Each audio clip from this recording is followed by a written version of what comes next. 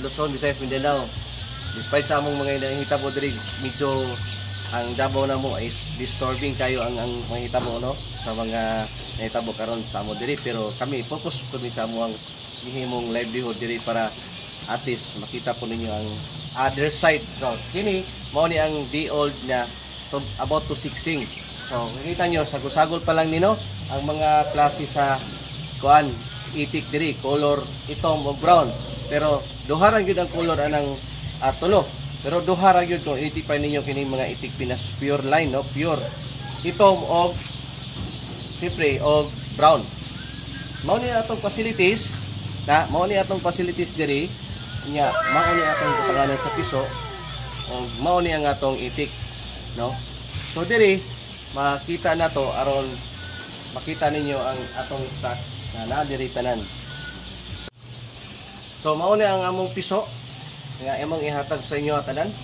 Mao ni among facilities ug mao ni ako ang farmhouse. So makita ninyo diri guys, wala gid tay gitag-taguan na. Nakita gid ninyo nga. Siyempre nakita. So ipakita na ko ang akong gamayng mga itik. Tara. Uy, ito. Good morning. Good morning. Oh, gawas na. Ana ra gud diri. Good morning. Pag-abrihan mo gud ni. Abrihan mo gud ni mo gawas sila. Oh. Tara. Okay. Good. Pakita na to guys. Good morning. Okay. Sige, mas tureta. Kini mao ni siya ang gisagol-sagol panaw ang brown og itong kay wa pa man ni napilian. Moros man ni di old o katong dito wala po putol pilihan o katong dito wala po na pilian. Naman na color kung naman gani sagol diha nga lain color puti genetic na no, dili na sa dili na sa maiwasan. Usually ginakulit na muna siya. Og ang among tip karon kining unsaon nimo paghandling ning mga inani kadaghan. Simple ra gyud ni guys ang akong always gini-emphasize no mga amigo. Kining paghandling nga di gyud babasa ang piso. Kay tugnawon man gud, tugnawon sila ba? Di parehas pato gud nga dali lang kayo siya maka langoy. Kay na may mama no. Looban man dayon once tugnawon. But kini wa may mama, kita may papa tanan. Kita tanan nagpapisa. So ika lagi pati daghana. Tara, sila kalipo ni. Tara. So mo ni ang amo ang mga stocks karon. Kato gyapon akong ginatip kada vlog nako is always nagili tubig. Tubig nga nay. Ug ko sa tubig ug nagili siya ay bato, no? Now, question pero sa aban na to ko ng bato. Guys, unya na og kanang dagko-dagko na, kanang ulo na lay mo sulod diri ba? Kini para dili na sila makaligo. Og tubig.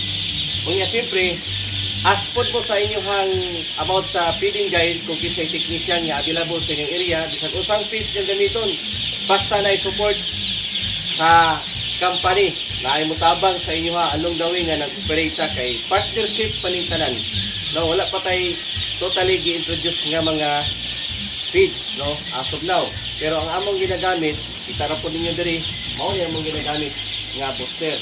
So guys kini kinahanglan og high protein ang mga piso 1 week o di old pa lang, paspasan ninyo kung nakatamog pills ng bapog protein, taas ang protein, mo na inyong gamiton para po booster sa ilahang lawas, no? So nindot kay nadiri na dito ang atong mga dagko-dagko na about to pili. So unya sa atong video himuon is magsiksing na ta. So ana na lang siguro update ni sa atong mga gihimong kapisa karon.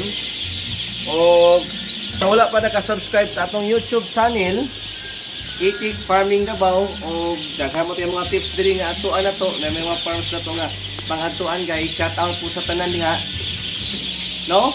Maayo nga amigo, kanang nagsalig sa tua o kanang wa magsalig, wa ganahis tong daw bitaw amigo tang tanan, isa ra ta ka pamilya, isa ra tang industry, walay kompetensyahay kay parihatan ang inabuhi, parihatanan nga nagtinabangay.